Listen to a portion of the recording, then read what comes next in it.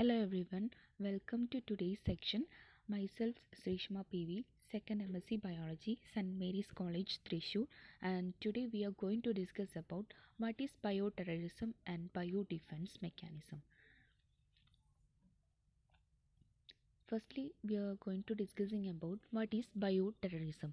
The bioterrorism is the intentional release or the trait of release of biological agents such as the viruses, bacteria, fungi or their toxins in order to causing disease or death among human population of food crops and livestock, to terrorizing a civilian population or manipulating the government. The bioterrorism is a type of warfare that makes use of biological agents or biological weapons to inflicting harm to enemy, and biological weapons use toxins or chemicals produced by microorganisms, plants and animals, and the infectious agents such as the virus, protozoans and fungi are intentionally used to inflict harm to others, and these agents are invisible and microscopic. Then the biological weapons is a combination of biological agents such as the virus, bacteria and their derivatives like toxins, and the means of keeping the agents alive and virulent, transporting it to where it will be dispersed, and a dissemination mechanism. And the terrorists can get control of these weapons and can cause harm. Then bioterrorism is the use of bacteria, viruses or germs to purposely harm large quantities of people or communities, and these weapons are spread through the air, water and food sources, and the bioterrorism is a rare and is used to threaten people, governments and countries, and the bioterrorist attack usually only a small numbers of people may be injured or affected. However, many more become afraid. They can change their behavior because of their fear. Then, why we are using the biological weapons? The biological weapons have the ability to cause infections quickly, and its lifespan is high, and spreading capacity is high, and if stored it will be stable, and it is resistant to environmental conditions, and it is difficult to trace, and it is invisible and microscopic. Then the biological weapons are mainly categorized into three types, and these bioterrorism agents can be spread into three categories depending on how easily they can be spread and the severity of illness or illness that they can cause. And they are categorized into the category A, category B and category C. Then detailing about the category A, these are high priority agents including organisms or toxins that pose highest risk to the public and national security, and because they can be easily spreading or transmitted from person to person, and they result in high death rate and have the potential for major public health impact, and they might cause the public panic and social health disruption. This category A contain the smallpox virus. Some of the examples, the smallpox virus, anthrax and plague, ebola, etc. Then we can look about the category B.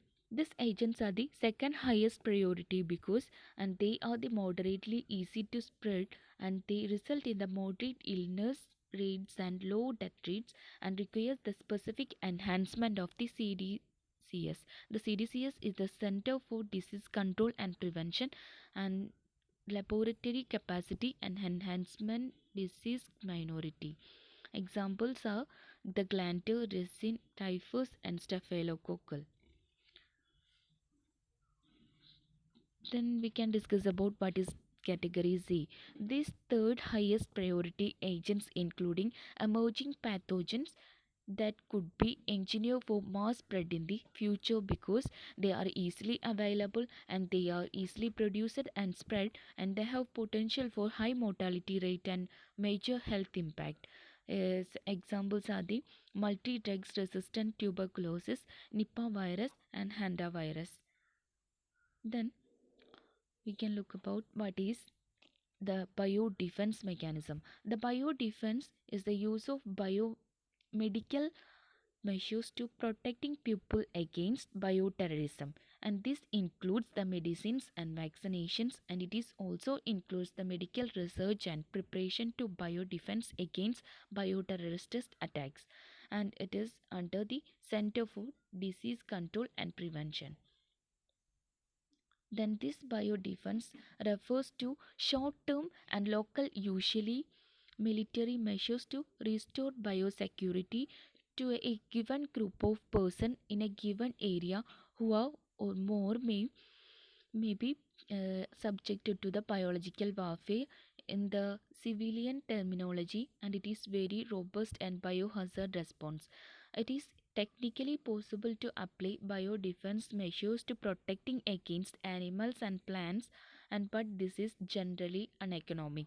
And this, however, protection of water supplies and food supplies are often a critical part of the biodefense, and various definitions of biosafety emerged in different proportions to guarantee the non-human ill. The biodefense is most often discussed in the context of war, biowar and or bioterrorism, and is generally considered a military or emergency response term. Then the biodefense applies in two distinct target populations: the non-compact civilian non-combatant and the military combatant. The protection for water supplies and food supplies are the often a critical part of the biodefense, and this contains many strategies for the biodefense mechanism. The first goal is enable the risk of awareness to inform decisions making across the biodefense enterprise. Then the second goal is ensure biodefense enterprise capabilities to prevent bio incidents and ensures the biodefense enterprise pre- preparedness to reducing the impacts of bio incidents. Then goal 4 contain the rapidly response to limit the impacts of bio incidents. Then goal 5 contain the facilitate recovery to restore the community and the economy and the environment after bio incidents. And thank you for your attention.